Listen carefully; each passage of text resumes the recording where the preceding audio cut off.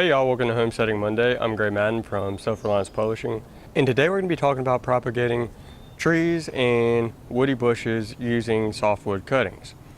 Rooting softwood cuttings is one of the most reliable ways of propagating many of those bushes and trees. But there's a couple of other different types of cuttings as well. There's semi-ripe cuttings or semi-hardwood cuttings, hardwood cuttings, and the difference is the stage of growth that the tissue's in. The softwood cuttings that we're going to be working with today are new growth that's formed this year. And when you're looking at the plant, you can tell this because typically it's going to have a lighter color.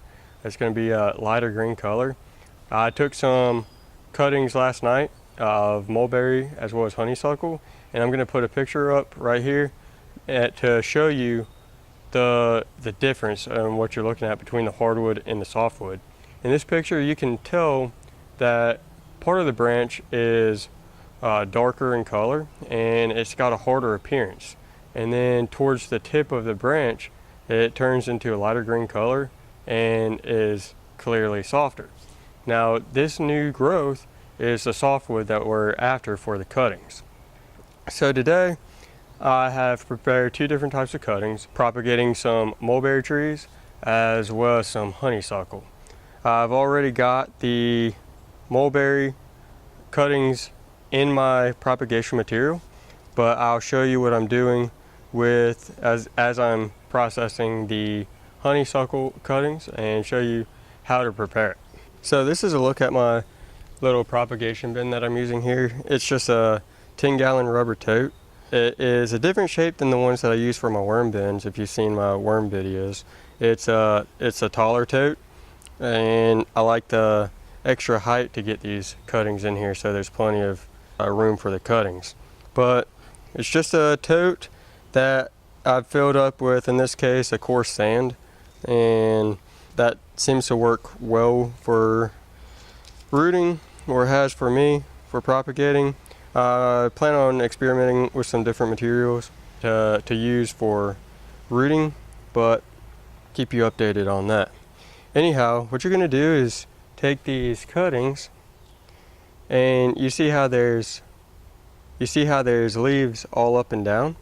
You're just going to strip the leaves off of the bottom half of it and stick it in the sand here, the damp sand, and wait. I've already stripped these, so I'm going to go ahead and put those in there. You want to leave some leaves on top, but you don't want too many leaves.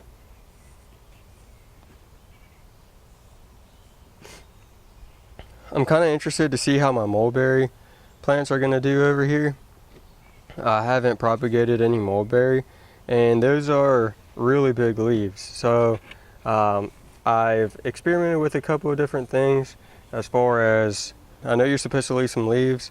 I've experimented with using a whole leaf, and also cutting part of the leaf off so that there's not that huge ginormous leaf. I haven't done much in the way of research as to what you're supposed to do with the mulberry cuttings, so if it doesn't work out, that's going to be my bad. I got nobody to blame but myself. But the good thing about this is it's absolutely free. I got these cuttings for free. I was just walking down the road and saw a tree and talked to the owner out front, asked if it was okay to get some cuttings, and I got it. And then one of them was actually in my other house. Had a mulberry tree there that was growing nicely in the shade, and I'm thinking about using the mulberry as a hedge in the shady parts of my yard here. So hopefully that goes well.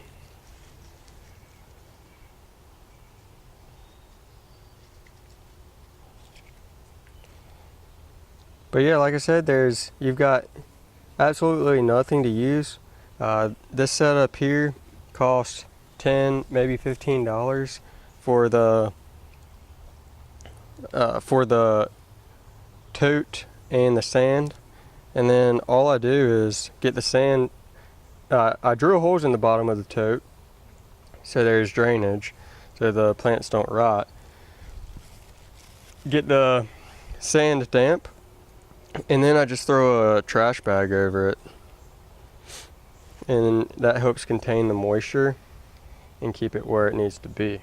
So that's the basic of softwood cuttings propagation.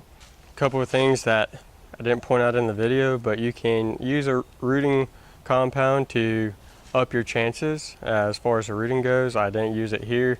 It's not strictly necessary, but if it's important to you to have a high ratio, mosquitoes are killing me. If it's important to have a high ratio of successful cuttings, it would be a good idea to use that rooting compound. Willow can be used in a brew as a natural rooting hormone, and I need to do some research into potentially using that. Keep you updated as how things go, and we'll do some videos in the future on semi-hardwood cuttings as well as hardwood cuttings. If you are looking to get more information about it, the ebook that I'm about to release called An Old Time Guide to Subsistence Gardening has some information on propagation. But if you want some real detailed information, I can recommend these two books. One is Plant Propagation by the American Horticulture Society, and the other is the Reference Manual of Woody Plant Propagation. I have purchased both of these books, and I reference them often when it comes to plant propagation. As always, I appreciate every like, every comment, and every subscribe. Thank you for watching, and we'll see you next time.